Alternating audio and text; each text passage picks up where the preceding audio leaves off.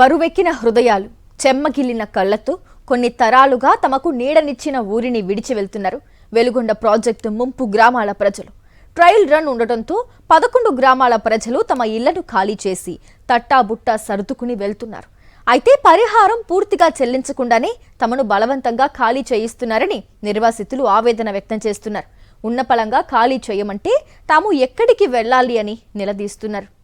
దీనిపై మరింత సమాచారం మా ప్రతినిధి మీసాల శ్రీనివాస్ అందిస్తారు. వెలుగొండ ప్రాజెక్టు నిర్వాసిత గ్రామాల్లో ఉన్న సుంకేశ్వర అనే విలేజ్లో ఉన్నటువంటి దృశ్యాలను మనం చూడొచ్చు.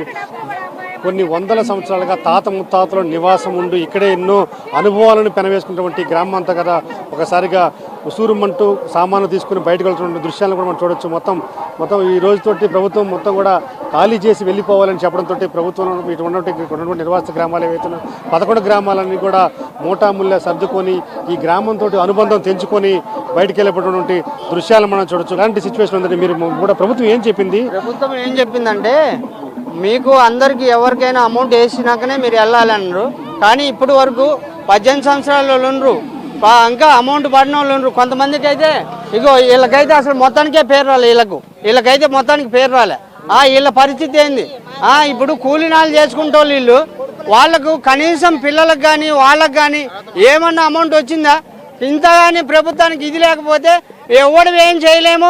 ఇంకోటి ఏంటంటే కలెక్టర్ ఆఫీసులు కానీ ముట్టడిస్తామని మేము తెలియజేస్తున్నాము. ఇంకోటి ఏంటంటే ప్రతి బిడ్డకు ఆర్ఆర్ ప్యాకేజ్ అమౌంట్ పడాలని మేము అంతా ప్రభుత్వాన్ని కోరుతున్నాము. అసలు ఏ పిల్లలకు కానీ మగ పిల్లలకు కానీ ఆడపిల్లలకు కానీ ఒక్కది పైసా పడలేదు సార్. మేము ఎట్ట వెళ్ళాలి సార్?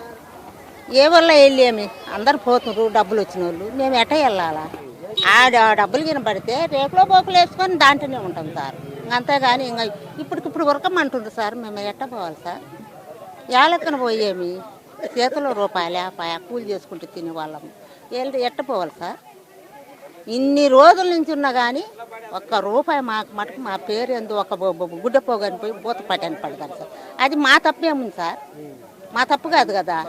ఇప్పుడు మీరు కొట్టే వాళ్ళు తప్పే సార్, మా తప్పు కాదు. మేము కరెక్ట్గానే పెడుతున్నాము, తప్పు అని అంటుండ్రు. చెప్తున్నా సార్, ఇప్పటికి ఒక 70 సార్లు ఇచ్చి ఉండవు సార్.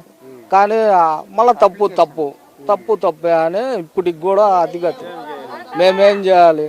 మేమైతే ఊరు ఖాళీ చేయదలుచుకోలేదు. నా విషయం అయితే ఇంకా ఎవరిదన్నా ఏమో కానీ నా విషయం అయితే నీళ్లు వదిలినా కూడా నేనైతే ఇప్పటికి రూమ్ మాట్లాడుకోలేదు, ఎక్కడికి పోదలుచుకోలేదు సార్.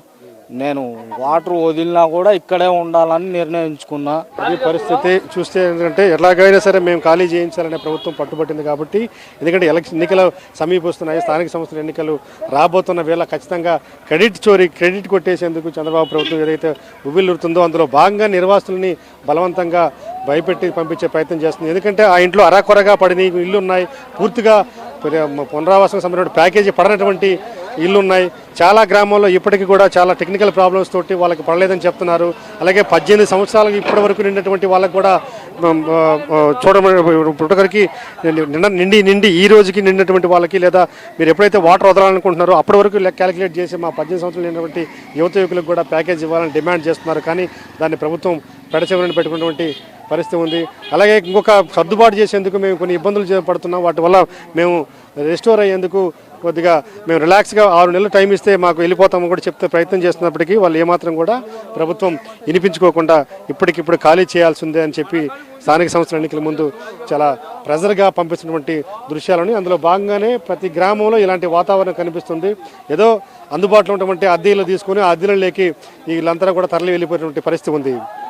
వీడియో కరీంతో శ్రీనివాస్, సాక్షి టీవీ, సుంకేశ్వర విలేజ్ నుంచి వెలుగొండ ప్రాజెక్టు నిర్వాసిత గ్రామం.